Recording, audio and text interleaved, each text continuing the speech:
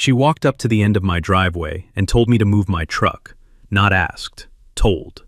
I was 11 days into a permitted drainage project on my own 4 acres. Orange cones at both ends, permit flags in the ground. Caldwell Road clear in both directions.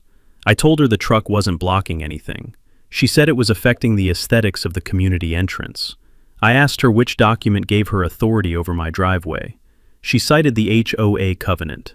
I told her my deed was recorded in March 2013. Her covenant didn't exist until November 2017. She told me to move the truck anyway. I pulled my glove back on, climbed into the trench, and went back to work. At 9:02 a.m., she called 911.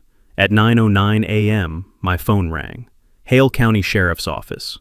The deputy on the other end said, "Chief, I think the complaint might be your property, sir. Let's begin this journey from the start. Where are you watching from today? Drop a comment, and don't forget to like and subscribe."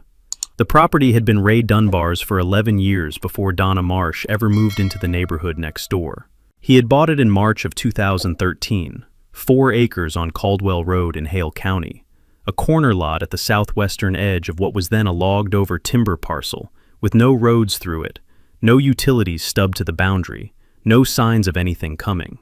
The timber company had cleared it in 2009 and left the land to recover. By the time Ray walked it with the seller's agent, the slash piles had rotted down to knee height, and young sweet gum and tulip poplar were coming back in the gaps between the residual hardwoods on the ridge. He had stood at the back of the lot in the February cold before closing, a site visit he had insisted on before signing, and looked at the ridge line and the creek drainage at the northeast corner and the open sky above the cleared zone, and made the decision he had been building toward for 20 years of law enforcement. He was going to own this land, and he was going to build on it, and when he was done working, he was going to come home to it. He closed on March 14th, 2013. The deed was recorded in Hale County Deed Book 44, page 12, the following morning. The legal description covered 4.17 acres. The parcel number was 04-2013-0017. Ray was 55 years old. The driveway went in during the summer of 2014. He had designed it himself. 220 feet of gravel drive beginning at the Caldwell Road shoulder and running east across the front of the property, before angling southeast toward the site where the garage would go. The angle was intentional. He had wanted the drive to follow the natural grade rather than fight it, to let drainage move away from the surface rather than pool against the gravel edge.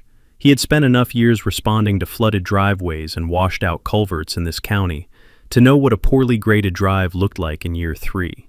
He pulled the county driveway access permit in April of 2014. The county engineer's office reviewed the grade plan, the culvert sizing at the Caldwell Road connection, the drainage direction. They approved it in 11 days. He had the culvert installed by a contractor and the gravel base laid by the same crew. The surface course he had finished himself over a long weekend in June. A 16-ton load of crusher run spread and compacted by hand, the roller borrowed from a neighbor 2 properties north. His back had reminded him about that weekend for the better part of a month. The permit was closed in July 2014. The driveway connection was recorded with the county engineer's office. It was his driveway, built on his land, permitted in his name, inspected and recorded. Every piece of paper that existed on the subject said so. The garage went up in 2015, 2016, and 2017. 3 summers of weekend work, a concrete slab he poured himself with 4 other men, a steel frame building kit he had ordered from a supplier in Tennessee, the exterior steel panels going on in the fall of his 3rd summer. By the time the Pinecrest Ridge developer was platting 180 residential lots on the timber parcel to the east, Ray had a 4-acre property with a permitted driveway, a completed detached garage, and county permits for both, all recorded before a single subdivision lot was staked. The Pinecrest Ridge HOA covenants were recorded in November 2017. Ray read them the week they went into the county index. He found the applicability clause on page 3. He read it twice. The covenant applied to all parcels within the Pinecrest Ridge recorded plat boundary. His parcel number appeared nowhere in the document. His deed book and page appeared nowhere in the document. He was not in the plat. He had never been in the plat. He put the covenants in his property file and did not think about them again for 4 years. Ray Dunbar had entered law enforcement at 22, a deputy's position with the Hale County Sheriff's Office in the spring of 1981, the year the department ran 14 sworn officers and covered the county out of a converted feed store on the county seat's main road. He had spent his first 8 years in patrol, running calls across the county's unincorporated roads and agricultural parcels, and the small communities that were not incorporated towns, and had no police department of their own. He had made sergeant in 1989, lieutenant in 1994, captain in 2001. He had been appointed chief. The department used that title for its top administrative officer in 2012, the year before he bought the Caldwell Road property. He had served in that role for 11 years. The department under his tenure had grown from 34 sworn officers to 61. He had overseen the construction of the current department headquarters, the implementation of the county's first body camera program, and the negotiation of 3 consecutive labor contracts with the Deputies Association. He had run the department with the same methodology he had used since he made sergeant. Know the statute, know the boundary, know exactly what the paper says, and do not step 1 inch past it. He had retired in August of this year. No ceremony. He had declined. No interview with the county paper. His retirement was a private matter. He had notified the county commission, the department's command staff, and the union president. He had cleared his desk on a Friday, shaken hands with the officers present that day, driven home to Caldwell Road, and started planning the French drain installation he had been deferring for 2 years. The agency he had run for 11 years had primary jurisdiction over every unincorporated parcel in Hale County. The Pinecrest Ridge subdivision was unincorporated, all 180 lots. The common areas, the clubhouse, the entrance road. Every square foot of it fell under the jurisdiction of the Hale County Sheriff's Office, the department whose patch Ray Dunbar had worn for 34 years and whose command structure he had led for the last 11. He was aware that Donna Marsh did not know this. He had no particular reason to tell her. The Tuesday morning in question was the second week of October. Ray had been up since 5:45 a.m., the habit of 34 years not releasing its hold on his schedule simply because a desk had been cleared and a retirement form had been filed. He had coffee on the porch in the early dark, watched the sky lighten over the ridge to the east, and reviewed the drainage plan he had taped to the garage wall the previous evening. The French drain installation was a project he had been planning since the spring, a subsurface drain running along the south side of the driveway for 140 feet, designed to intercept the lateral groundwater that was moving across the clay layer toward the drive's base course and softening the gravel edge through the wet months. He had pulled the permit through the county engineer's office 17 days earlier, same process he had used in 2014. The permit number was on file. The drainage plan had been reviewed and approved. The permit flags, small orange markers on wire stakes, were positioned at the trench head and termination point, visible from the road. He had rented an equipment trailer and loaded the pipe, the filter fabric, and the aggregate the previous afternoon. The trailer was hitched to his pickup, a full-size work truck, the truck he used for anything that required a truck, which on a 4-acre rural property was a regular category of task. At 7:40 a.m., he pulled the truck and trailer lengthwise across the upper section of the driveway, positioning it to give himself material access to the south edge of the drive without having to carry aggregate 60 feet by hand. He set orange cones at each end of the truck, 4 cones, the reflective kind, spaced clearly. He had a shovel in the ground by 8 a.m. The truck was on his driveway. His driveway was on his 4 acres. His 4 acres were not in the Pinecrest Ridge plat. The truck was 60 feet west of the nearest point of the subdivision boundary. It was not on an easement strip. It was not blocking Caldwell Road. It was not blocking any road. It was parked on private property, by the property's owner, for permitted drainage work, with visible safety markers at each end. From certain angles, specifically from the Pinecrest Ridge main entrance road, looking west through the gap between 2 subdivision lots at the corner, the truck and trailer were visible. The equipment trailer's side panel was visible above the fence line for approximately 40 feet of sight distance. The truck cab was visible from one specific point on the entrance road where the angle aligned. Donna Marsh drove that entrance road every morning. Pinecrest Ridge Homeowners Association had been operating for 7 years. The developer had seeded it, as developers did, with initial covenant documents and an elected board structure, turned it over to the residents when 75% of lots were sold, and left the community to govern itself. The HOA collected dues, maintained the common areas, enforced the covenants, and resolved the categories of neighbor disputes that arose in any 180-home community over time: fence heights, lawn conditions, exterior paint colors, vehicles parked on the street past the covenant's 72-hour limit. Donna Marsh had moved into Lot 114 on Ridgeline Drive 4 years ago.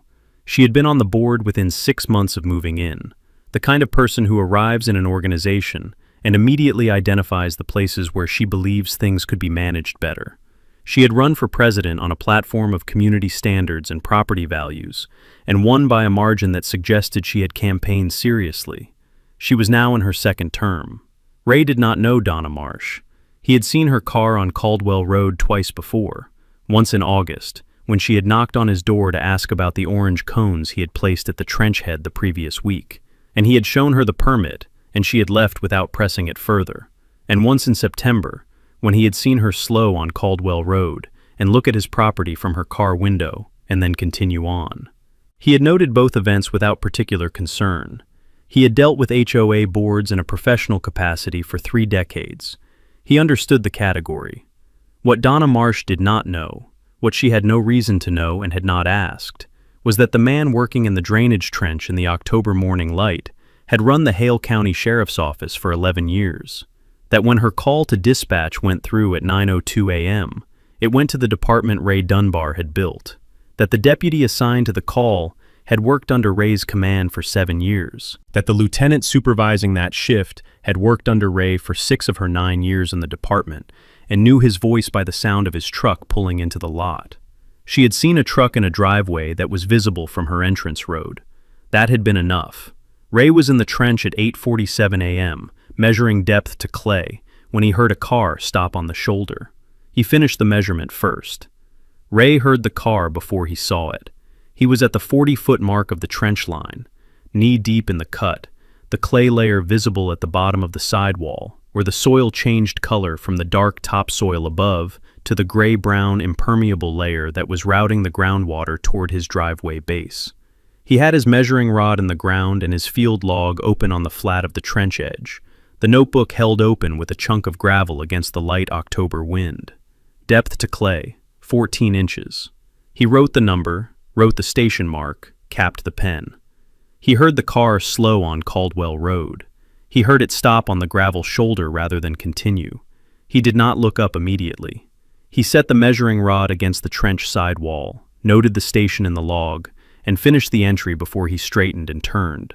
Donna Marsh was standing at the end of his driveway. She was wearing the Pinecrest Ridge HOA polo shirt, navy blue, the embroidered association logo on the left chest, the kind of shirt that announced organizational authority before a word was spoken. She had a clipboard in her left hand, and her right hand on her hip, and she was standing at the point where his driveway met the Caldwell Road right-of-way. She had not stepped past that line.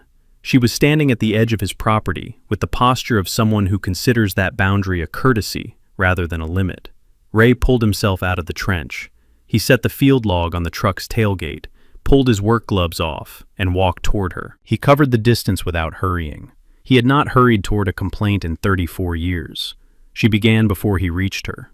The truck, she told him, was blocking road access. It needed to be moved.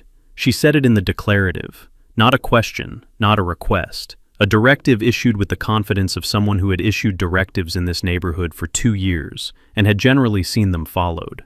Ray stopped at a conversational distance. He told her the truck was not blocking road access. He told her it was on a private driveway on private property, and that Caldwell Road was fully passable in both directions, which it was, the road shoulder clear, the travel lane unobstructed, nothing within 15 feet of the road edge except his orange cones on his own gravel. She told him the vehicle was a visual obstruction. She told him it was affecting the aesthetics of the community entrance. She said the word community with a particular weight, as though it extended in all directions from the Pinecrest Ridge sign until it encountered something worth stopping at.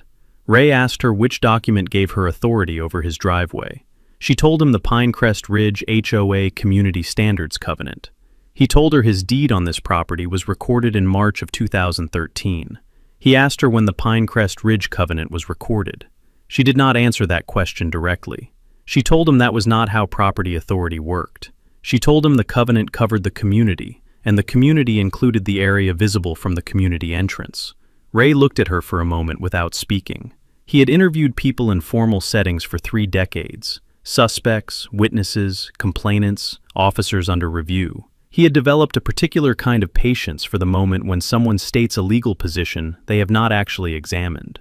He told her the covenant covers parcels within the recorded plat boundary. He told her his parcel is not in the recorded plat. He told her she is welcome to pull Deed Book 44, page 12, from the county index and read the legal description, and then pull the Pinecrest Ridge plat and find his parcel number in the applicability clause, and that she would not find it because it is not there. She told him the truck needed to move. He told her it did not.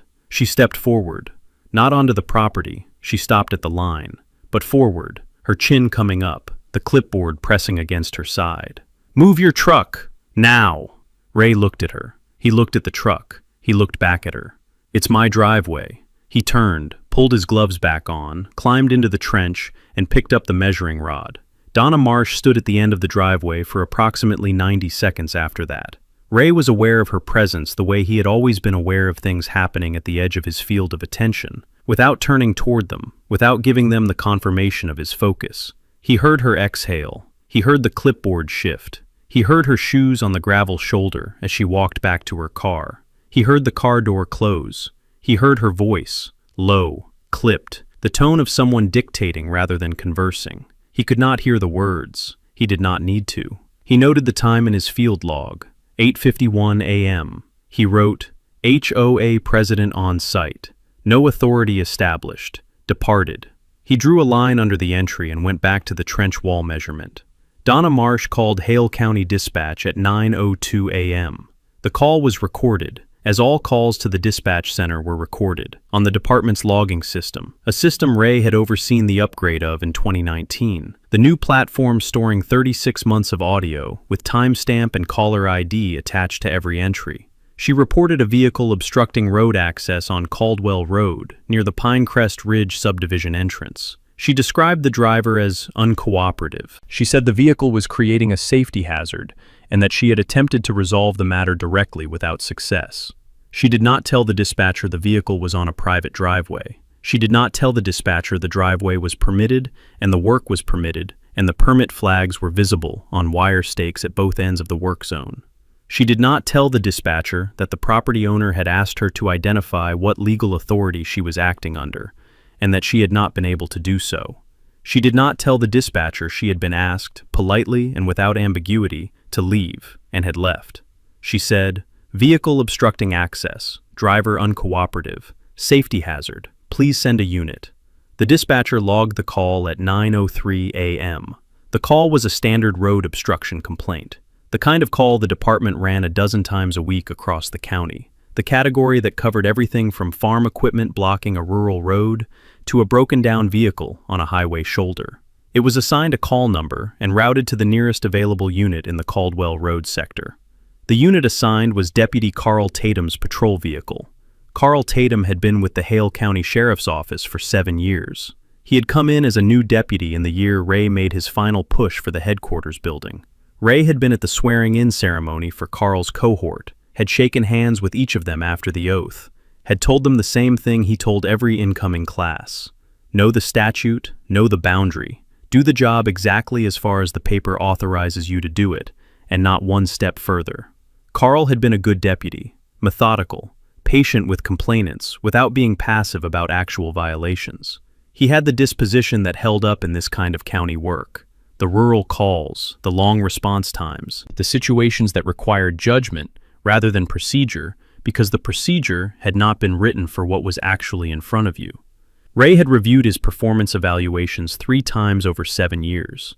Each time he had written the same margin note, sound officer. Carl's supervisor on the morning shift was Lieutenant Elise Barrow. Elise had been with the department for 9 years.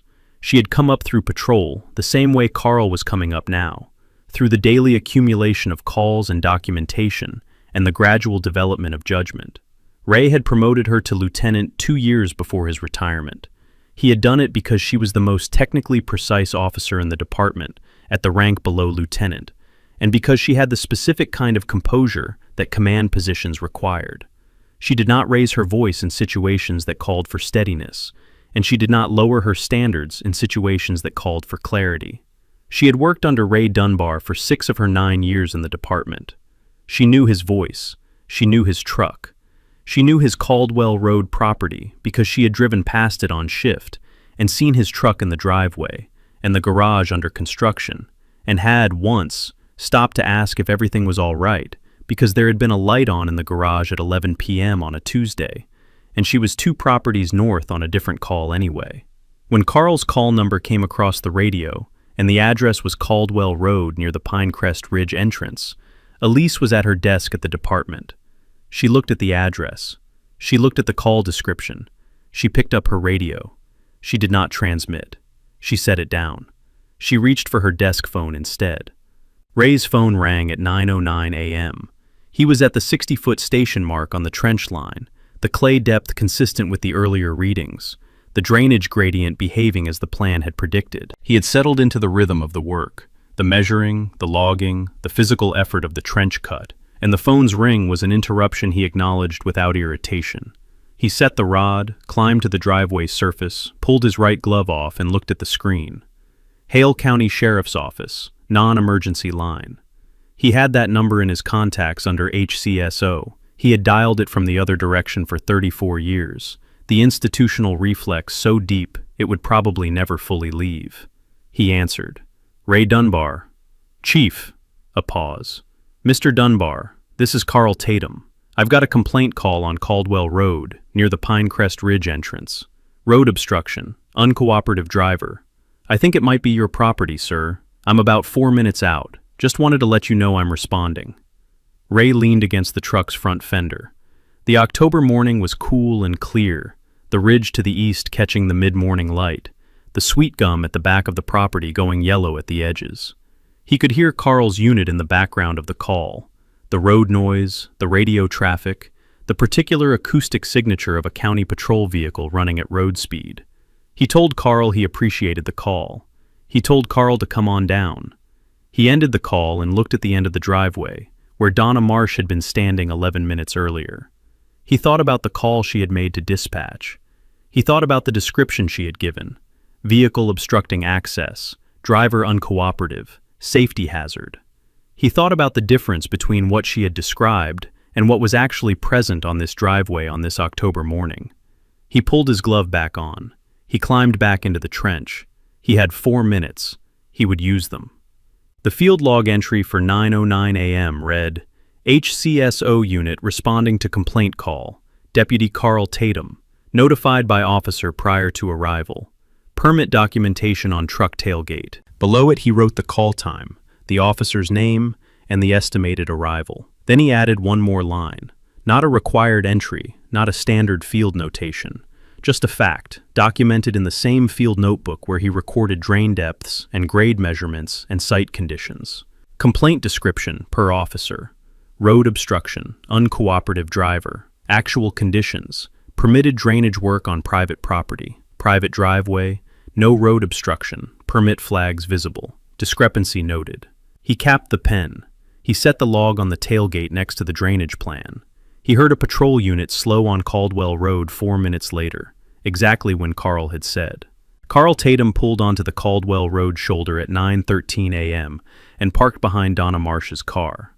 Ray heard the unit arrive, the specific sound of a county patrol vehicle, the engine note he had heard from the other side of the radio for 3 decades, the crunch of the shoulder gravel under the tires as the unit came to a stop. He did not climb out of the trench immediately. He finished the measurement at the 60-foot station, logged it, and set the rod against the sidewall. Then he climbed out and stood beside the truck, his field log in one hand, and watched. Carl stepped out of the unit in full uniform.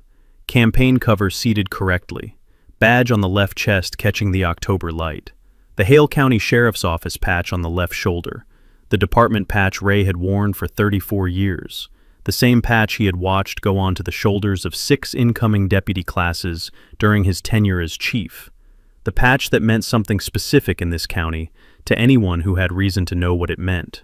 Carl was 31 years old and carried himself with the measured economy of a deputy who had learned early that how you moved in a situation told people as much as what you said.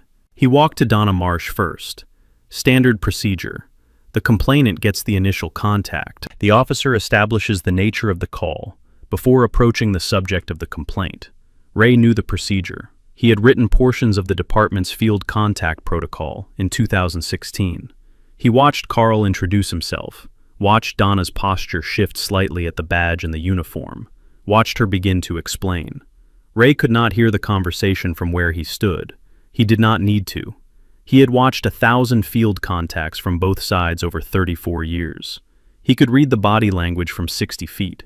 The complainant presenting her case, the officer listening without confirming, the notebook coming out, the pen moving. Carl was doing exactly what a sound deputy did in the first 3 minutes of an ambiguous call, collecting the complaint without validating it, asking the clarifying questions, building the factual record before drawing any conclusion. He watched Carl write. He watched Donna gesture toward the truck, toward the driveway, toward the Pinecrest Ridge entrance road, visible 80 feet east. He watched Carl nod twice without his pen stopping. He watched Carl look at the orange cones, look at the permit flags at the trench head, look at Caldwell Road in both directions, the road fully passable, not a vehicle within sight in either direction. The travel lane as clear as it had been at 7 a.m. Carl closed his notebook. He said something to Donna that Ray could not hear. Then he turned and walked up the driveway. He covered the distance between Donna and Ray with the same unhurried pace Ray had seen in him since his first year in the department. When he was 10 feet out, he took off his campaign cover with his left hand and held it at his side. A small gesture, the kind that meant he was here as Carl Tatum rather than as a responding unit, that the formality of the contact was not the whole of what was happening here. He extended his right hand. Ray shook it. "Morning, Chief." He said it naturally, not loudly, not performing it, simply using the form of address that 7 years of working under this man had made automatic. It was the way the department addressed Ray Dunbar. It was the way they would probably always address him, the rank having adhered to the man in the way ranks did when a person had held them long enough and well enough. Ray said good morning. He asked how Carl was doing. Carl said he was doing fine, sir. And then he said he was sorry for the circumstances, and Ray told him there was nothing to be sorry about. The man had a call to run, and he should run it. 40 feet behind Carl, Donna Marsh had gone very still. Ray had brought the documents out of the house at 8:48 a.m., 1 minute after he heard her car stop on the shoulder, before she had said a word to him, before he had climbed out of the trench. He had gone inside through the side door, crossed to the filing cabinet in the hallway where he kept the active property documents, and pulled the folder he had labeled Caldwell Road, Drainage Project, in July when the planning began. Inside, the county drainage permit, issued September 24th, the permit number in the upper right corner matching the numbers printed on the orange flags at the trench head. The drainage plan the county engineer had reviewed and approved. His deed, Book 44, page 12, the legal description of parcel 04-2013-0017, the recording date of March 15th, 2013. He had carried the folder to the truck and set it on the tailgate under a chunk of gravel to keep the wind from taking it. He had known, somewhere in 34 years of reading people, that this was not going to stay a conversation. He handed the folder to Carl now. Carl opened it on the truck tailgate and went through it in order. The permit first, reading the permit number, the issue date, the legal description, the authorized work scope. He looked at the permit flags at the trench head. He looked back at the permit. He looked at the flags again. The permit number on the document and the permit number on the flags matched. The work described in the permit, subsurface drainage installation, south side of driveway, parcel 04-2013-0017, matched what was in front of him. An open trench, drainage pipe stacked on a pallet beside the truck, filter fabric roll leaning against the rear tire, a field log with dated entries going back to the previous week's prep work. Carl took out his body camera, a department issue unit mounted to his chest, the same model Ray had selected in the 2021 procurement, and photographed the permit, full page, then the permit number close-up, then the flags in the background. He turned to the deed and photographed it the same way, full page, legal description close-up, recording date close-up. He photographed the trench, the pipe, the permit flags, the truck's position on the driveway, Caldwell Road in both directions showing the unobstructed travel lane. He was building the record. Ray recognized the methodology because it was the methodology he had trained into this department. Document first, draw conclusions after. Carl replaced the documents in the folder and set it on the tailgate. He said, "Everything's in order, Chief.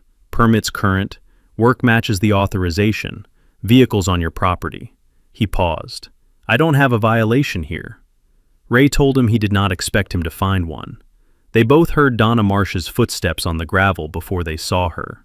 She had crossed from the Caldwell Road shoulder onto the driveway, stepped past the property line she had been careful to stand at during the first confrontation, moved on to Ray's 4 acres with the urgency of someone who had been waiting 40 feet away for 3 minutes and had run out of patience for waiting. She was approaching Carl directly, her clipboard back in hand, her posture reconstructed into the authority she had arrived with. She asked Carl what was going to happen. Carl turned to face her fully. He put his campaign cover back on, a small shift in register. The formal contact resumed. He told her, in the measured tone of an officer delivering a finding, that the vehicle was on private property, that the drainage work was permitted through the county engineer's office, permit current and in order, that Caldwell Road was unobstructed in both directions, that he could not identify a violation of any statute or ordinance that would require the vehicle to be moved. Donna told him the truck was still creating a visual obstruction for the community. Carl told her the visual standard she was describing was a covenant standard. He told her the covenant applied to parcels within the Pinecrest Ridge recorded plat boundary. He looked at her without elaborating further, the way a deputy looked at a complainant when he was going to let the logic arrive on its own, rather than push it across. Donna looked at the truck. She looked at Ray. She looked back at Carl. She asked why he had called the property owner chief. Carl answered her the way a 7-year deputy answered a question he was not required to answer, but that had a factual response available. Directly, without embellishment, without drama. He told her that Ray Dunbar had served as chief of the Hale County Sheriff's Office for 11 years, that he had retired in August of this year. That chief was the title by which the department knew him, and it was the title Carl had used. The clipboard lowered, not placed down, not set on the truck or transferred to her other hand.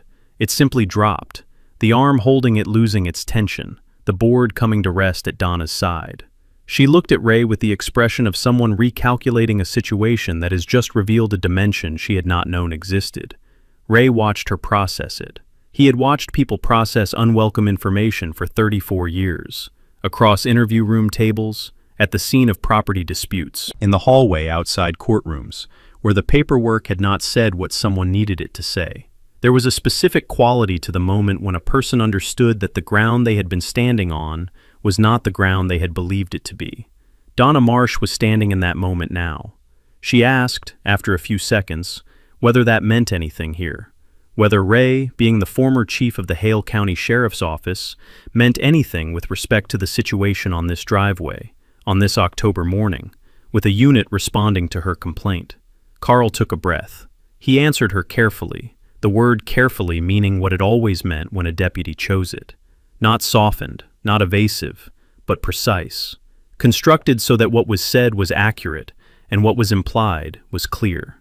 He told her it meant that the agency with primary jurisdiction over the Pinecrest Ridge subdivision, every lot, the common areas, the entrance road, the full 180-lot footprint, was the Hale County Sheriff's Office, that any complaint call originating from Pinecrest Ridge would be routed to this department, that any enforcement action in Pinecrest Ridge would be carried out by this department, that the man who had run this department for 11 years lived on the 4-acre parcel at the corner of Caldwell Road that shared a boundary with the subdivision's western edge.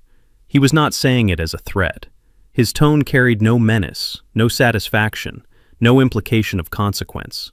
He was saying it because she had asked a direct question, and it had a direct answer. Donna said she had not been aware of that. Ray had been leaning against the truck's front fender with his arms crossed and his field log tucked under one arm. He looked at her when she said it. He told her, in the same even register he had used since she arrived on his driveway, that he had not thought she was. The three of them stood in the October morning for a moment. The trench open behind Ray, the permit flags at the trench head catching the light, the drainage pipe on the pallet, the equipment trailer sitting exactly where it had been sitting since 7:40 a.m. Caldwell Road was quiet. A vehicle passed east on the road without slowing. The Pinecrest Ridge entrance sign was visible 80 feet away, the brick columns and the landscaping, and the words, "A Covenant Community," in cast iron letters. Donna Marsh looked at the truck one more time. Then she looked at the subdivision entrance. Then she looked at Ray. Ray waited. She did not say anything else. She shifted her clipboard to her other hand. She looked at Carl, who was standing with the neutral patience of a deputy who had closed out the finding in his mind and was waiting for the contact to reach its natural end. Then she turned and walked back down the driveway toward her car. Carl watched her go. He looked at Ray. He said quietly, without expression, "I'll close this out as no violation found. Complainant advised of property boundaries." Ray told him that sounded right. Carl said, "You need anything else while I'm here, Chief?" Ray looked at the trench. He looked at the 80 feet of driveway still waiting for the drain installation. He told Carl he had about 4 more hours of work, and then he was going to need a sandwich. Carl smiled, the brief, controlled smile of a deputy who allowed himself exactly that much. He put his notebook away. He said, "Copy that, Chief. Good luck with the drain." He walked back to his unit. Ray heard him key the radio, the contact tone, the call number, the disposition code. No violation found. Complainant advised. Ray pulled his gloves on. He climbed back into the trench. Carl Tatum did not leave when Donna Marsh walked back to her car. Ray had expected him to. The call was closed, the finding logged, the contact at its natural end. But Carl had paused at the rear of his patrol unit, with his hand on the door, and then, instead of opening it, had walked around to the driver's side and gotten in. And Ray had heard the in-car system come to life.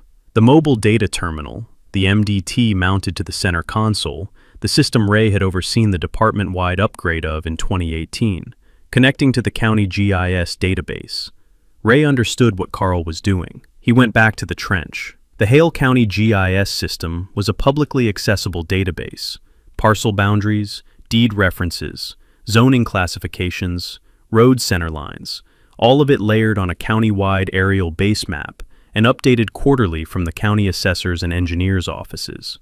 Ray had used it from the command side for years. Property disputes, easement questions, boundary calls that required an accurate map before a deputy could give a complainant a factual answer. The system had a mobile interface that pushed to the in-car MDTs, simplified, print-capable, the boundary layers selectable from the unit. Carl pulled up parcel 04-2013-0017 first. Ray's 4 acres rendered on the screen in the standard parcel highlight, the boundary outline in blue, the parcel dimensions displayed in the data panel on the right side of the screen. The parcel shape was irregular at the northeast corner, where the property followed the creek drainage, but the western and southern boundaries were clean, straight lines, running parallel to Caldwell Road and the county right-of-way. He toggled the Pinecrest Ridge subdivision layer on top of it. The subdivision boundary appeared in red. The recorded plat line, the legal edge of the 180-lot footprint, as filed with the county in November 2017. The system rendered the 2 boundaries simultaneously. Ray's parcel in blue, the subdivision in red, the gap between them visible and measurable on the screen. At the closest point, the point where the Pinecrest Ridge boundary approached Ray's driveway, the gap was 14 feet. 14 feet of Ray's own property, lying between his driveway's eastern edge and the nearest point of the Pinecrest Ridge recorded plat. The truck and trailer were parked at the 60-foot station on Ray's driveway. On the GIS map, the truck's position was 74 feet from the subdivision boundary at minimum, 60 feet of driveway west from the boundary's closest approach point, plus the 14-foot buffer. Carl selected the print function. The in-car printer ran for 12 seconds and produced a single-page map, the 2 boundary layers rendered in black and white, the parcel numbers labeled, the scale bar at the bottom showing the distance relationships that the screen had displayed. He folded it once and got out of the unit. Donna Marsh was still on the shoulder. She had not driven away. She was standing at the front of her car with her phone in her hand and her clipboard on the hood. The clipboard set down now, not held, the physical instrument of her HOA authority resting on the car hood while she looked at it. Carl walked to her. He unfolded the map and held it out. She took it with both hands. Carl placed the tip of his pen on the red boundary line, the Pinecrest Ridge subdivision edge, the legal limit of the Covenant community's recorded footprint. He said, "This is the subdivision boundary." He moved the pen left along the map, west, toward Ray's driveway, covering the 14-foot gap. He stopped the pen at the driveway line. He said, "This is Mr. Dunbar's driveway." He moved the pen further west, 60 map feet, to the truck's position.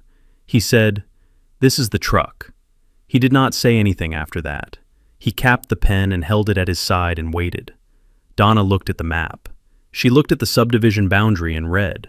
She looked at the gap between the boundary and the driveway. She looked at the distance between the driveway and the truck.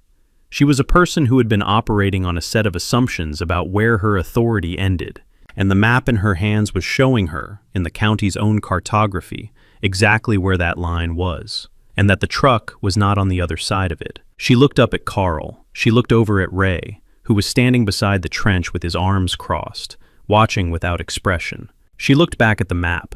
Carl told her she could keep it. Ray had retrieved the Covenant documents from his truck cab while Carl was running the GIS query. He had pulled them from the county recorder's online database the previous evening, the evening after Donna's second visit to his door, the one about the cones in August having been her first, this one about the truck's anticipated presence the following morning. He had not been surprised to hear the knock. He had been in the kitchen when her car pulled onto the shoulder, had watched her walk to the door through the window over the sink, had dried his hands and answered it, and listened while she explained that she was concerned about the truck and trailer being parked in a visible location the next day during his drainage work. He had told her, at the door, the same things he told her in the driveway the following morning. Permitted work, private property, no Covenant authority over his parcel. After she left, he had sat down at the kitchen table with his laptop and pulled the Pinecrest Ridge covenants from the county recorder's database. The full document, 34 pages, recorded November 14, 2017. He had gone to the applicability clause on page 3, the same clause he had read when the document was first recorded 4 years ago. He had read it again. These covenants and restrictions apply to all parcels within the Pinecrest Ridge subdivision, as recorded in Hale County Plat Book 22, pages 14 through 19. He had pulled up Plat Book 22 on the same database and confirmed what he already knew. His parcel number did not appear anywhere in those 6 pages. He had printed the covenant document, highlighted the recording date on the cover page, November 14, 2017, and highlighted the applicability clause on page 3. He had printed his deed, Book 44, page 12, recording date March 15, 2013, and placed both documents in the folder with the drainage permit. He had put the folder on the truck's tailgate the following morning, before he started the work. He brought the folder to where Carl and Donna were standing now. He set the covenant document on the car hood next to Donna's clipboard. He pointed to the highlighted recording date, November 14, 2017. He set his deed next to it. He pointed to the highlighted recording date, March 15, 2013. He did not speak. He let the dates sit side by side on the car hood in the October light. Donna looked at the 2 dates. 4 years and 8 months separated them. Ray's deed was older than the HOA's founding document by 4 years and 8 months. His ownership of this land predated the covenant's existence by the same margin it predated the subdivision's platting, because they were the same event, the plat and the covenant recorded in the same month by the same developer who had bought the timber parcel and built 180 homes on it without ever checking whether the corner lot to the southwest was inside his boundary or outside it. Ray tapped the applicability clause, the highlighted paragraph, the sentence that named Plat Book 22 as the covenant's geographic limit. He told her to find his parcel number in that clause. She read the clause. She read it again. She did not find his parcel number. It was not there to find. Donna set the covenant document down on the hood. She told Ray the truck was still affecting the aesthetic of the neighborhood entrance. She said it without the force of the earlier declarations, said it the way a person states a position they know is not actionable, but have not yet found a way to release. The aesthetics of the neighborhood entrance, the visual impact, the community standard. Ray told her his property was not required to serve as an aesthetic buffer for her subdivision. He said it without heat, the same factual register he had used since she first appeared at the end of his driveway. His property had no aesthetic obligation to the subdivision, no obligation of any kind. It was his land, it predated the community that had grown up around it, and nothing in the recorded documents created any requirement for him to maintain it in a condition that served Pinecrest Ridge's visual preferences. Donna asked whether there was any HOA process, any mechanism, any procedure through which she could require him to maintain his property in a certain condition. Carl answered before Ray did. He told her, not through the HOA. The HOA's authority ran to the boundary of the recorded plat and no further. For the HOA to have any authority over Ray's parcel, there would need to be a separate recorded instrument, an agreement, a covenant annexation, an easement, that Ray had voluntarily signed and that had been recorded in the county deed index with his parcel number in the legal description. That instrument would need Ray's signature. It would need to have been executed and recorded to be enforceable. Without it, the HOA had no mechanism, procedural, legal, or otherwise, that reached Ray's property. Carl looked at Ray.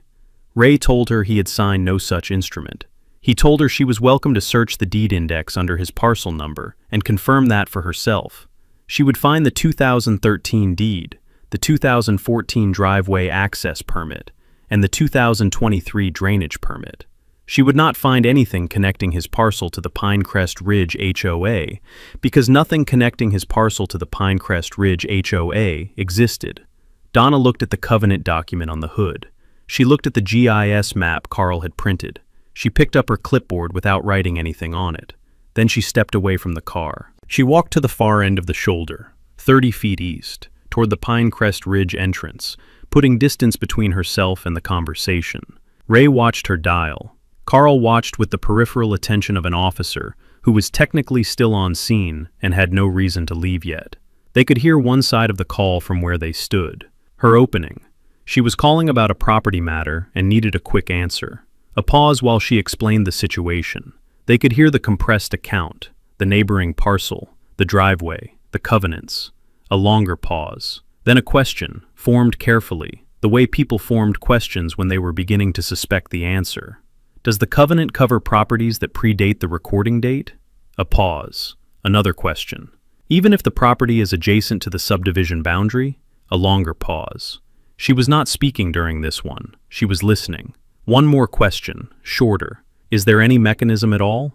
The longest pause. She said thank you and ended the call. She stood at the far end of the shoulder for a moment with her phone in her hand.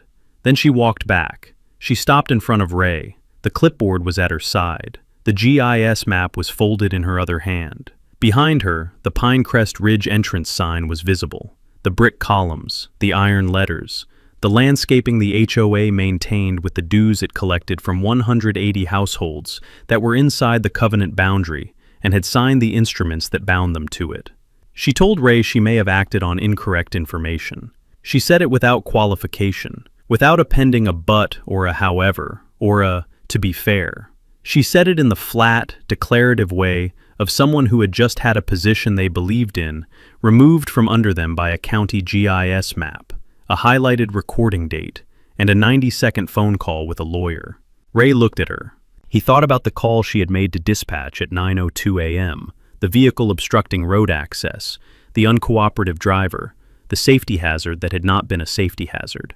He thought about the word uncooperative and what it had meant in her description and what it had actually corresponded to on this driveway. A property owner who had shown her his permit, cited the recording dates, and gone back to work. He told her he appreciated that. He said it the same way he said everything, level, unhurried, without irony. He appreciated it because it was accurate, and because it had been said without being extracted, and those two things together were more than he had expected when Donna Marsh's car had stopped on his shoulder at 8:47 a.m. Carl Tatum was writing the final notes in his field notebook. The call would close as no violation found, complainant advised of property boundaries, GIS map provided, permit documentation reviewed and confirmed. He would log the body camera footage to the department's evidence management system when he returned to the office, the standard retention period applying. The recording would exist for 36 months in the department's archive. The department Ray Dunbar had built, running on the systems Ray Dunbar had chosen, preserving the record of a Tuesday morning on Caldwell Road, when a woman called 911 about a truck in a driveway, and the facts said what the facts said.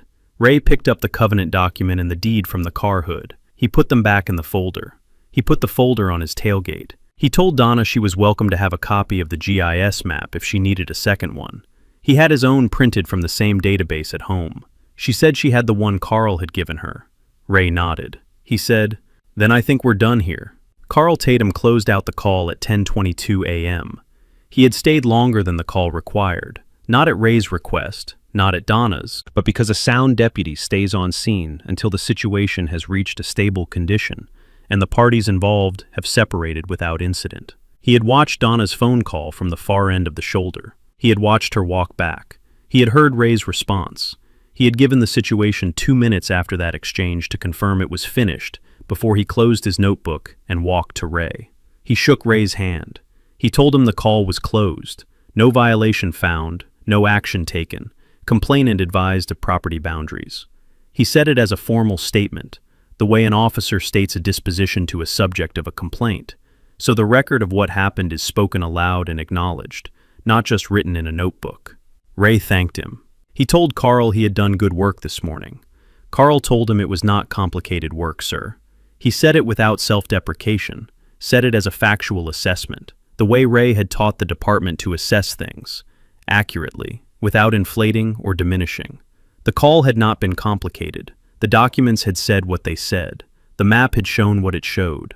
Carl had read both and reported the finding. Carl nodded at Donna Marsh, a professional acknowledgement, neither warm nor cold, the nod of a deputy concluding a contact with a complainant whose complaint had not been sustained. Then he walked to his unit, pulled onto Caldwell Road, and headed north. He did not turn toward Pinecrest Ridge. He had 2 other calls in the queue and a county to cover. Donna's car was still on the shoulder.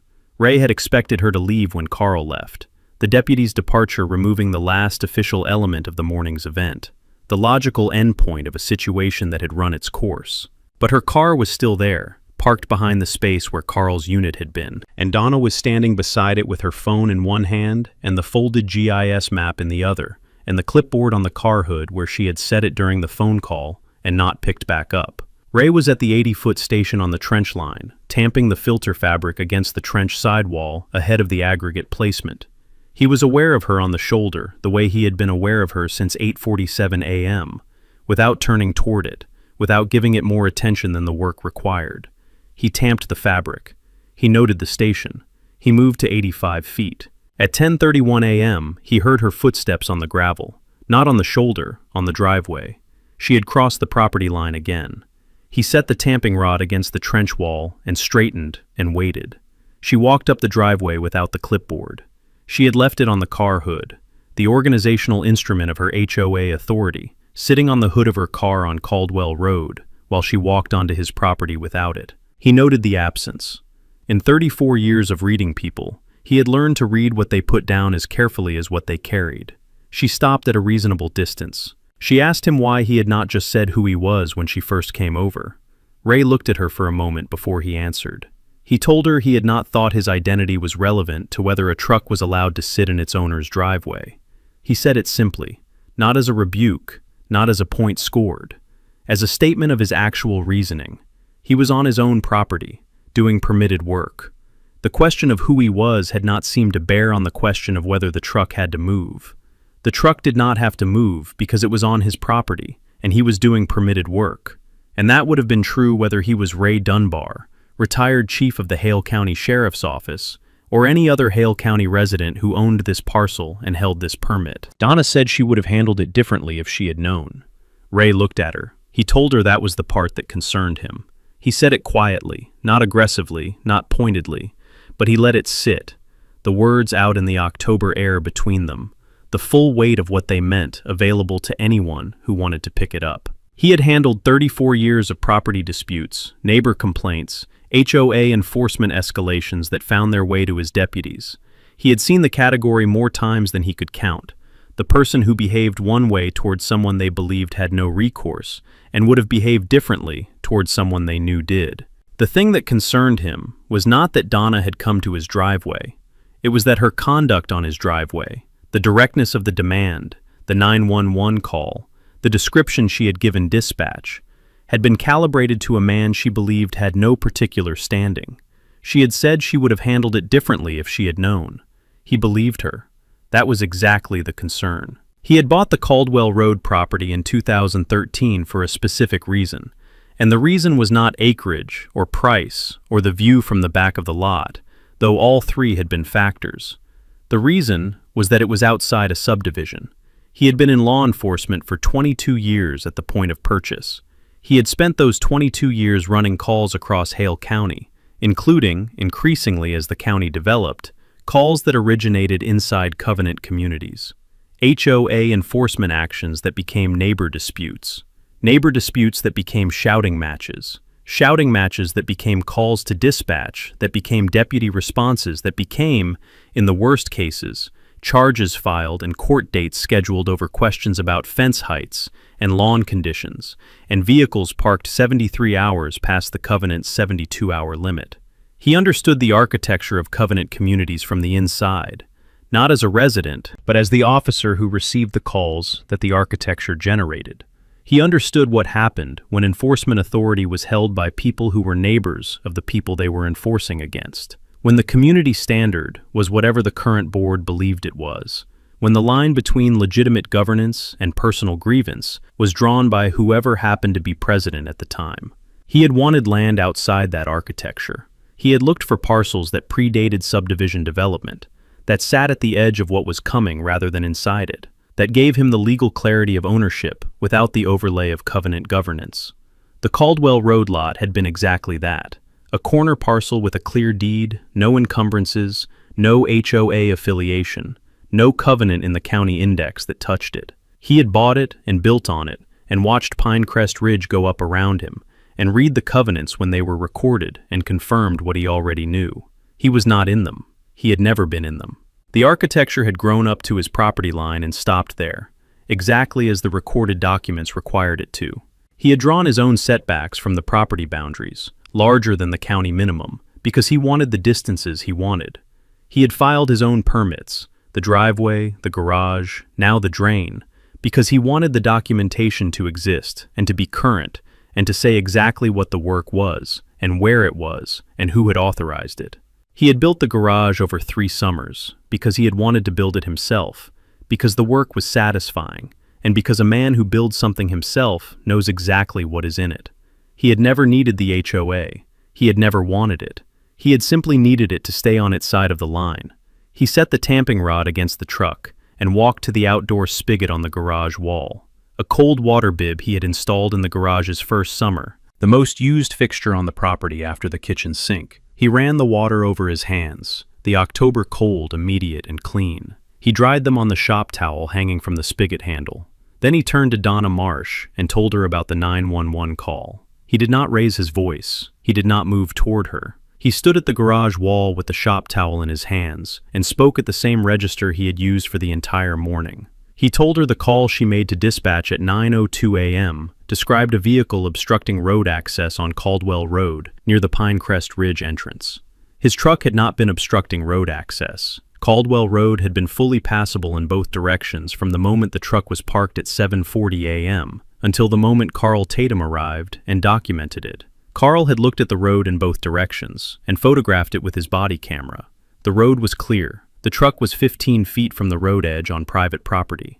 The call's description of road obstruction did not correspond to the physical conditions that existed on Caldwell Road that morning. She had described the driver as uncooperative. He had answered every question she asked. He had shown her the permit when she arrived, before she demanded it, before Carl arrived, before any formal process required him to produce it. He had cited the deed recording date. He had told her exactly where to find the documents that supported his position. He had not raised his voice. He had not threatened her. He had not done anything that a reasonable person would characterize as uncooperative. He had declined to move a truck from his own driveway, which was a different category entirely. He told her those were not accurate descriptions. He paused. He told her that filing a false report with emergency dispatch carried consequences under Hale County statute. He did not say the word misdemeanor. He did not need to. The sentence was complete without it, its meaning available to anyone who had spent enough time in this county to know what filing a false report with dispatch meant legally,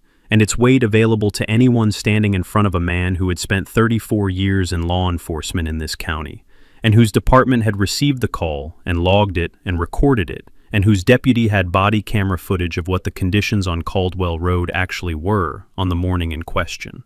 She called his department. She was standing in front of the man who had run it.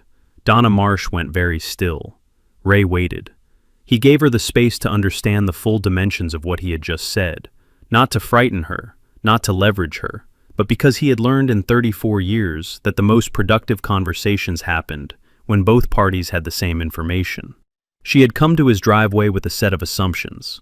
The morning had removed those assumptions one at a time. This was the last one. She stood still for long enough that the October wind moved through the sweet gum at the back of the property, and the leaves at the top of the ridge turned in it and settled again. Then he told her what he was asking. He was not filing a complaint. He said it first because it was the most important thing, and because her stillness suggested she was preparing for a different conversation than the one he was about to have. He was not asking for an apology. He was not going to the department with this morning, or with August's conversation about the cones, or with the September drive-by on Caldwell Road, when she had slowed to look at his property from her car window. He was asking her to read the plat boundary before the next time she decided what her HOA's jurisdiction covered. He was asking her to confirm, in writing, if she wanted to do this correctly, and he thought she should want to do it correctly, that the Pinecrest Ridge Homeowners Association held no covenant authority, no aesthetic authority, and no access authority over parcel 04-2013-0017, as recorded in Hale County Deed Book 44, page 12. He had a form for that. His attorney, Patricia Gaines, Hale County Property Law, 28 years in practice, had drafted it 2 months ago, the week after Donna's first visit about the orange cones in August. Patricia had drafted it in 2 hours and billed Ray for 1. It was a single page. It said what the recorded documents already said. It required the HOA president's signature and 2 board members as witnesses, and it would be recorded in the county deed index with Ray's parcel number in the legal description. It was not a lawsuit. It was not a threat. It was a piece of paper that made permanent and searchable what the county's own records had always shown. He told her to take whatever time she needed. He told her his attorney's contact information was on the form, and that Patricia was available if the board had questions. He told her the form had been sitting in his property file for 2 months and would continue to sit there as long as necessary. Then he picked up the tamping rod. He told Donna Marsh he had 60 feet of French drain left to install, and the light was only going to hold until about 5 o'clock. Patricia Gaines had drafted the boundary acknowledgement form on a Thursday afternoon in August, 2 days after Donna Marsh's first visit to Ray's door about the orange cones at the trench head, the visit Ray had recounted to Patricia in a 15-minute phone call the following morning. Patricia had been practicing property law in Hale County for 28 years. She had handled deed disputes, easement conflicts, plat boundary questions, covenant annexation challenges, the full range of disputes that arose when land changed hands and communities formed around it, and the recorded documents did not say what one party believed they said. She had seen the category Donna Marsh represented many times, the HOA officer who had internalized the community's covenant as a general grant of authority over everything visible from the community's entrance, rather than the specific recorded instrument it actually was, binding only the parcels whose owners had signed into it. She had told Ray on the phone that the situation was straightforward from a legal standpoint. His parcel was not in the plat. His deed predated the covenant. The HOA had no authority over his property, and never had. The question was not whether that was true, it was, but whether having it documented in a recorded instrument would prevent further visits, further demands, further calls to dispatch about trucks in driveways. Ray had told her he thought it would help. She had drafted the form in 2 hours. She had billed him for one. The document was a single page. It was titled Boundary Acknowledgement and Covenant Non-Applicability Statement, Parcel 04-2013-0017. The operative language was 3 paragraphs. The first established the parties: the Pinecrest Ridge Homeowners Association, a North Carolina nonprofit corporation, and Raymond E. Dunbar, owner of record of Parcel 04-2013-0017, as recorded in Hale County Deed Book 44, page 12. The second paragraph was the acknowledgement itself. The association hereby acknowledges and confirms that it holds no covenant authority, no aesthetic or maintenance authority, and no access or use authority of any kind over Parcel 04-2013-0017, that the parcel is not within the Pinecrest Ridge recorded plat boundary, as filed in Hale County Plat Book 22, pages 14 through 19, and that no instrument recorded in the Hale County Deed Index creates any obligation, restriction, or authority binding said parcel to the association's governance. The third paragraph stated that the acknowledgement was made voluntarily, without duress, and was intended to be recorded in the Hale County Deed Index as a permanent title instrument. Below the text, a signature line for the HOA president, a date line, and 2 witness signature lines for board members. A notary block at the bottom. Patricia had attached a cover letter explaining the document's purpose and a copy of the relevant plat pages and covenant applicability clause for the board's reference. She had kept the tone of the cover letter factual and neutral. This is what the documents show. This is what the form memorializes. Here is the contact information if you have questions. Ray had kept the form in the Caldwell Road property folder for 2 months. He had brought it out of the house on the Tuesday morning of the drainage work, not because he had planned to present it that day, but because the folder held all the active property documents, and the folder was on the tailgate, and he had, by mid-morning, found the occasion to use it. He gave it to Donna Marsh at 10:44 a.m., standing beside the trench at the 80-foot station, with the tamping rod leaning against the truck, and the October light at the angle that meant the morning was giving way to midday. He had gone inside, retrieved the form from the folder, and brought it back out. He held it out to her without preface. The document spoke for itself, and Patricia's cover letter explained everything that needed explaining. Donna took it with both hands. She read the title.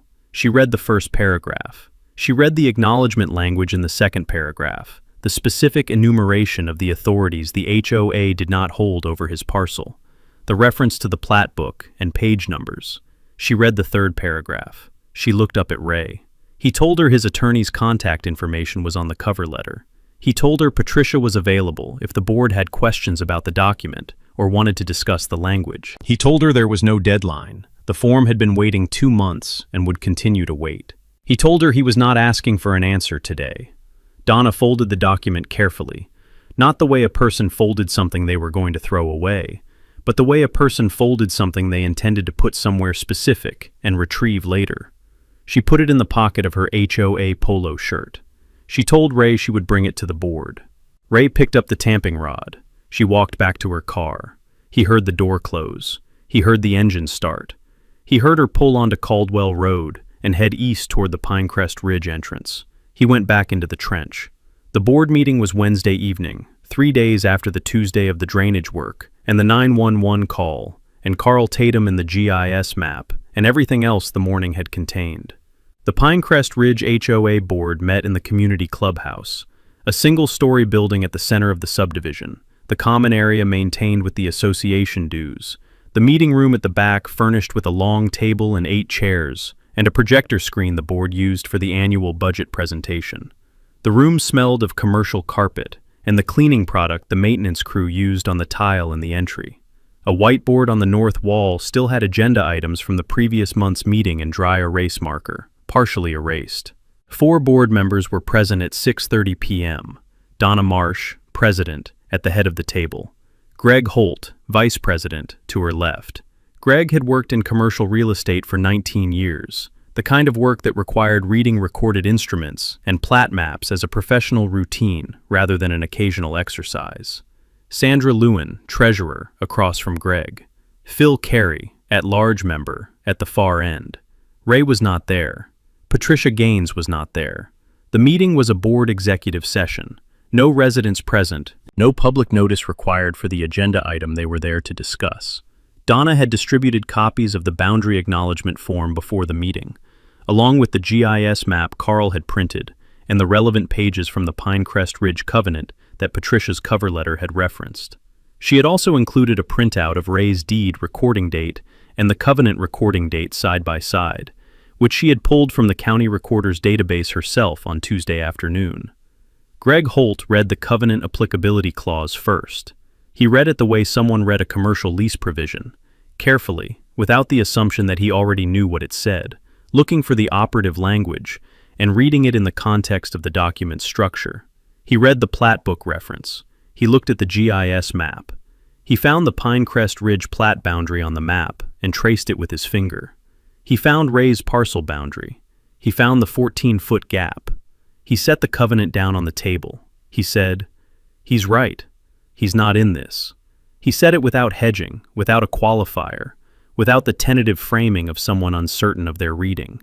He said it as a finding, the same way he announced findings in his professional work, when the document said what it said, and the map showed what it showed, and the conclusion was not available for negotiation. Sandra Lewin asked Greg whether he was certain.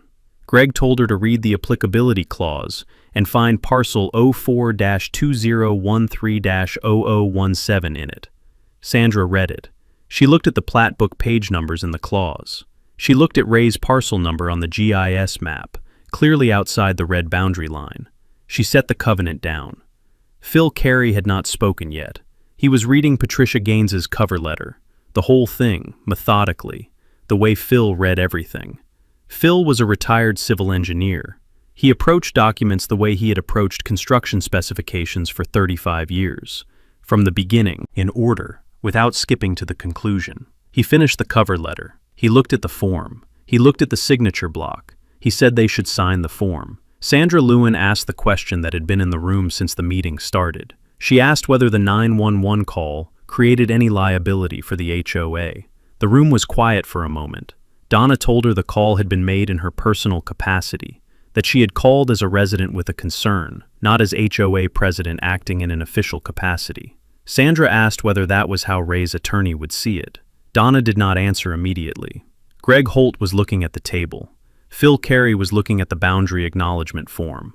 The question sat in the meeting room with the particular weight of a question that everyone present understood, but that no one had wanted to be the first to raise. Sandra asked it again, not more forcefully, but more specifically. She asked whether Patricia Gaines, when she reviewed the morning's events in preparation for any further action, would accept the characterization that a 911 call, made while wearing a Pinecrest Ridge HOA polo shirt, while holding a Pinecrest Ridge HOA clipboard, while identifying herself as the HOA president to the responding deputy, had been made in a purely personal capacity, unconnected to the HOA.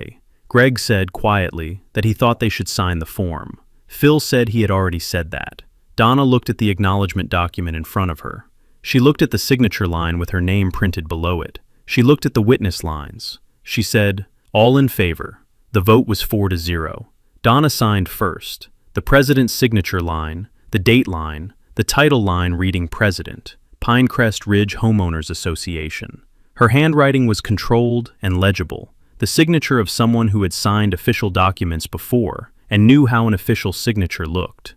Greg Holt signed as first witness. Sandra Lewin signed as second witness. Phil Carey noted for the record that the vote had been unanimous and that the board's action was consistent with the recorded plat documents and the covenant's applicability clause as written. The notary was Sandra's husband, a licensed North Carolina notary who had notarized HOA documents before and who came to the clubhouse at 7:15 p.m. for the purpose.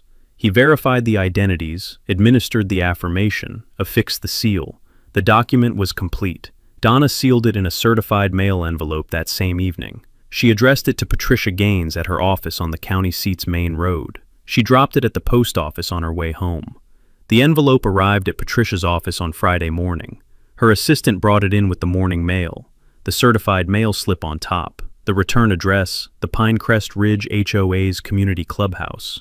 Patricia signed for it, opened it at her desk, and read the document in the 45 seconds it took to read a single-page instrument she had drafted herself. The signature block was complete. Donna Marsh, President, signed and dated. Greg Holt, witness, signed. Sandra Lewin, witness, signed. Notary seal affixed. Commission number visible. Expiration date current. She called Ray at 9:07 a.m. Ray was in the drainage trench at the 110-foot station. The French drain now passed its midpoint, the pipe laid and covered with aggregate for the first 95 feet, the filter fabric folded over the top of the stone, and the trench ready for backfill from the 20-foot mark east. The October weather was holding, cool and clear, the light flat and even, the kind of fall working day that made outdoor projects feel manageable. He had been in the trench since 7:30 a.m. His phone was on the truck tailgate in his work jacket's breast pocket. He heard it from the trench. He climbed out, pulled the jacket on, answered. Patricia told him the document had arrived. She read him the signature block, the names, the titles, the date. She told him the notary seal was current and the execution was clean. Ray was standing at the edge of the trench with the October sun on his back and the drainage pipe visible in the cut below him, and the permit flags at the far end of the work zone catching the light. He looked at the 50 feet of trench still remaining between where he stood and the garage wall. He thanked her. He asked her to record it.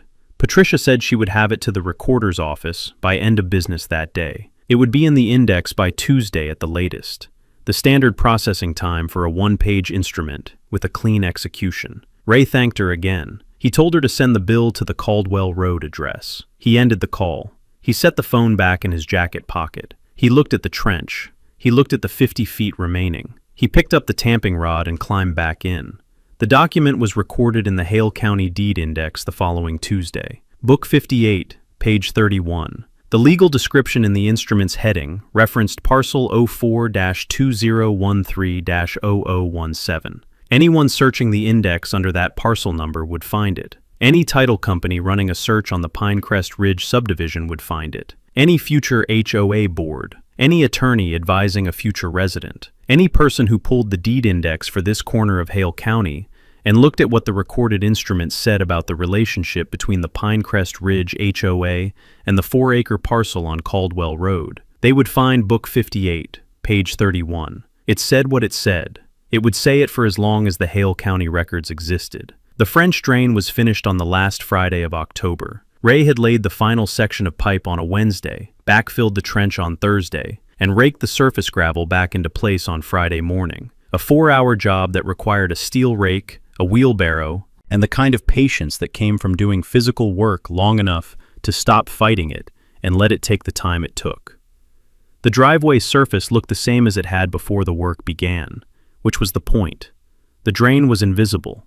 It was 140 feet of perforated pipe wrapped in filter fabric, bedded in clean aggregate, buried 14 inches below the gravel surface, doing its work in the dark, the way properly installed drainage always did, quietly, continuously, without requiring attention. The county inspector had come on the 27th of October. His name was Dennis Pratt. Ray had dealt with Dennis in a professional capacity twice over the years, both times property-adjacent matters that had required the county engineer's office and the sheriff's department to coordinate.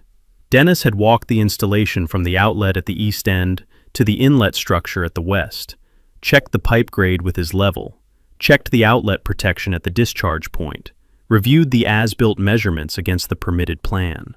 He had written one note in his field book and signed the permit card. The note read, "Installation consistent with approved plan. No corrections required."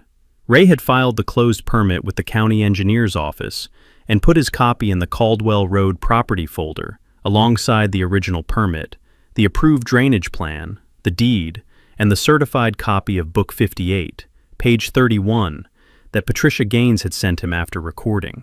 The orange cones were in the garage. The equipment trailer had been returned to the rental yard the day after the inspector's visit. The truck was in the driveway where it belonged, parked at the same angle, in the same position, on the same 4 acres it had been parked on since Ray moved permanently to Caldwell Road. The driveway was his. The permit was closed. The drain was in the ground. The work was done. Book 58, page 31. The boundary acknowledgement had been in the Hale County Deed Index since the second Tuesday of October. recorded 4 business days after Patricia received the signed original, processed in the standard queue, assigned its book and page, indexed under parcel 04-2013-0017, and cross-referenced to the Pinecrest Ridge HOA's corporate filing number in the County Register of Deeds. The recording stamp on the original document showed the date, the time, 2:14 p.m., and the deputy register's initials. It was not a dramatic document. It was 280 words and 1 signature block and a notary seal. It did not describe a dispute.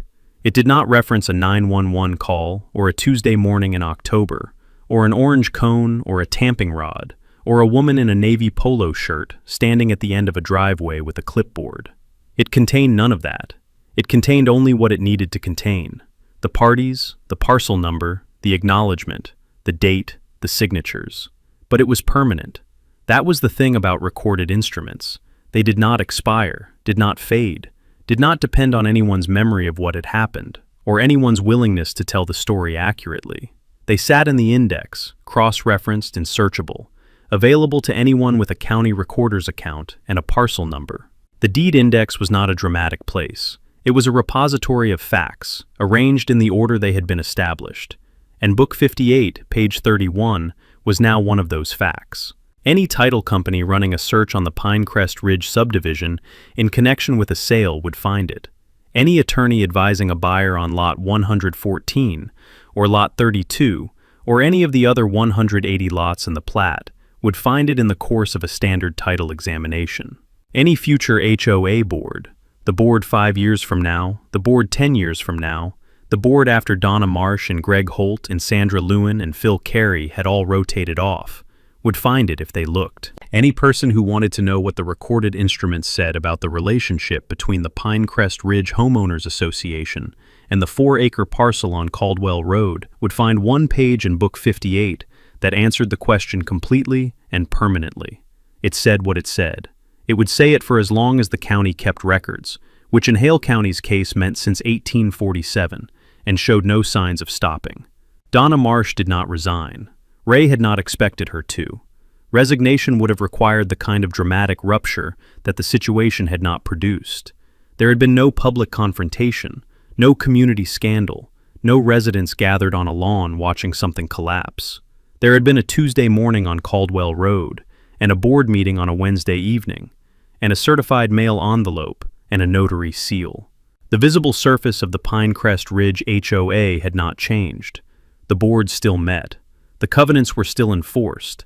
The community newsletter still went out on the 1st of the month, with the parking reminder, and the landscaping schedule, and the minutes from the previous meeting. What had changed was a single behavior. Donna Marsh no longer walked the Caldwell Road shoulder with a clipboard. She no longer slowed her car at Ray's driveway on her way in or out of the subdivision. She no longer knocked on his door about cones or trucks or drainage equipment or anything else visible from the Pinecrest Ridge entrance road. The HOA ran the same way it had always run, and Ray's 4 acres remained exactly what they had always been: outside it, adjacent to it, unbothered by it. And the two conditions coexisted without friction, because a single page in the deed index had made the boundary unambiguous in a way that a conversation, even an accurate one, never fully could. Ray understood the value of written instruments. He had spent 34 years in a profession that ran on documentation, incident reports, warrants, evidence logs, chain of custody forms, the paper record that made the difference between a finding that held and a finding that didn't. He had told deputies throughout his career that the best field work in the world was only as durable as the documentation that supported it. The document was what remained when memory faded and personnel changed, and the people who had been present for an event moved on, or retired, or died. Book 58, page 31 would remain.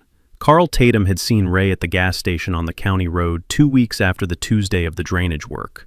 It was a Thursday morning, Carl coming off a night shift, Ray heading into town for hardware store supplies. They had talked for 10 minutes at the pumps, in the way that people talked in small counties where professional relationships ran long, and the same people encountered each other across years of different contexts.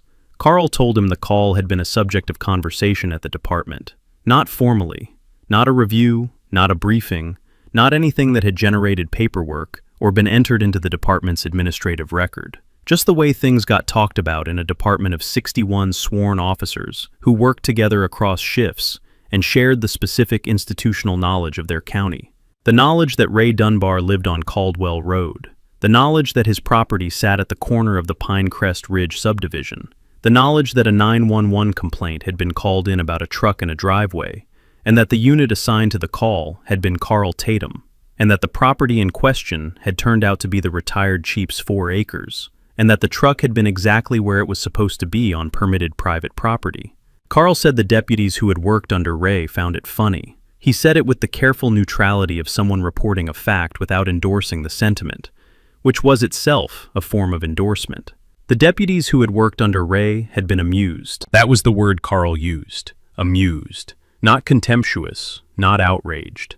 Amused, in the way that people were amused by situations whose outcome was obvious in retrospect, and whose irony required no elaboration. Carl said Lieutenant Barrow did not find it funny at all. He said it the way he said things that were true and that he was not going to expand on. Elise Barrow had worked under Ray Dunbar for 6 of her 9 years. She had been promoted to lieutenant by Ray Dunbar.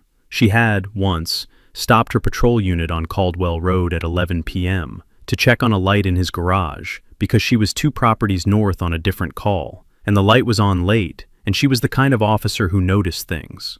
She did not find it funny that someone had called 911 about a truck in Ray Dunbar's driveway. Ray told Carl he appreciated her looking out. Carl said, "She always did, Chief." Ray filled his tank and drove to the hardware store. November arrived the way November arrived in this part of Hale County, without announcement, the October warmth simply gone one morning. The ridge hardwoods passed their color and into the bare branch clarity of the late fall, the light lower and cooler and lasting fewer hours than the week before. Ray adjusted his schedule to the light the way he had always adjusted to it, earlier to the property tasks, earlier to the porch, the coffee made before full dawn, and taken outside in the jacket rather than the flannel shirt. He woke at 6 a.m. He had done so for 34 years, and he did so now. The alarm was a habit that had become biological. He was awake at 5:58 and lying still for 2 minutes before the phone on the nightstand completed the formality. He made the coffee in the kitchen while the sky outside the east-facing window went from black to the deep blue that preceded first light, the ridge line visible as a darker shape against the slightly lighter dark above it.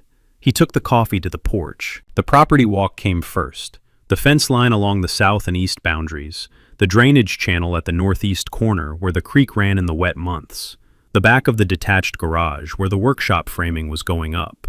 He did the walk with the coffee in one hand and the quiet attention of a man who had learned to read land over 11 years of ownership, the places where the ground was saturated from the week's rain, the fence post that needed checking, the sweet gum at the back of the lot that had dropped its star-shaped leaves across the drainage channel and would need to be cleared before the first hard rain. He noted what needed doing. He did not write it down. After 11 years on this property, the inventory lived in his head the way the county's roads had lived in his head during 3 decades of patrol work. Present, accessible, updated automatically by each morning's walk.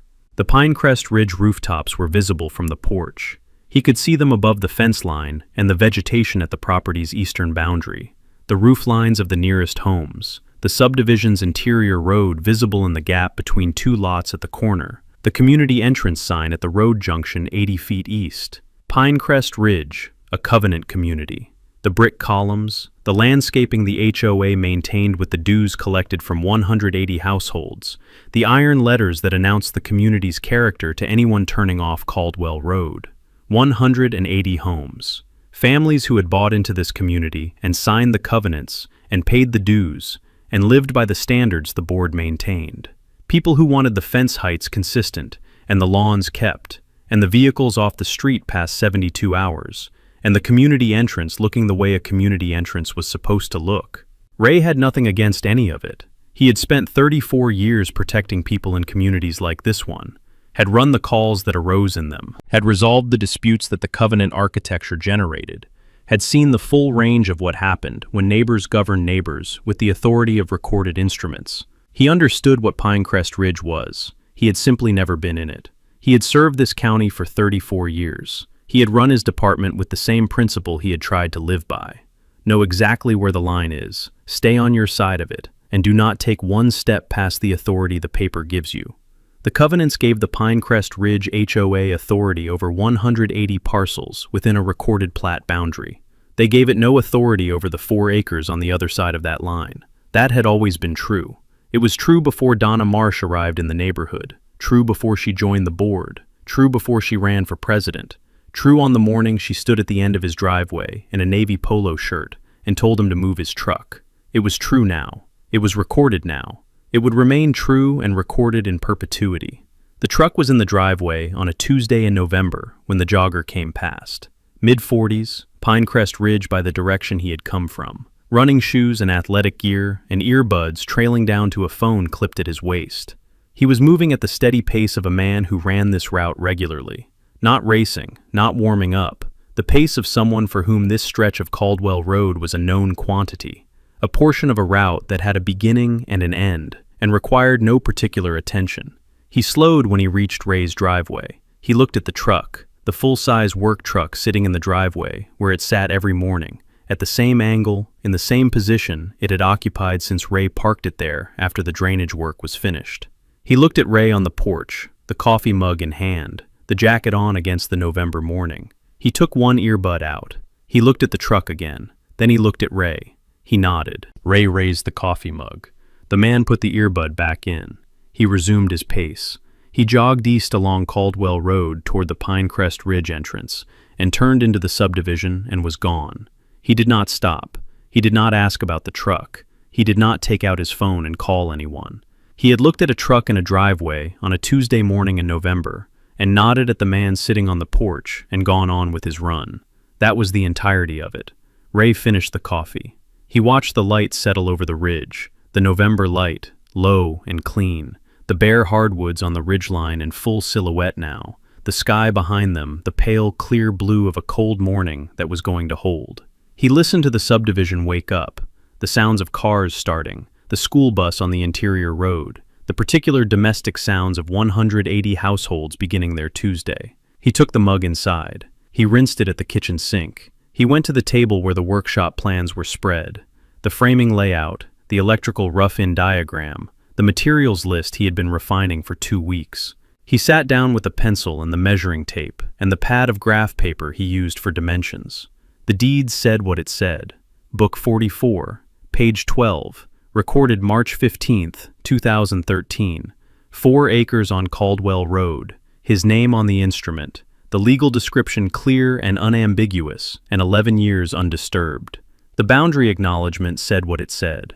Book 58, page 31, recorded the 2nd Tuesday of October. 280 words, 4 signatures, 1 notary seal. The Pinecrest Ridge HOA's own acknowledgement in its own hand that the line was where it had always been. The truck sat where it had always sat. The driveway had always been his. The deed index now said so in 2 places, and the second place was the HOA's own signature. Ray set the pencil to the graph paper and started the workshop plans.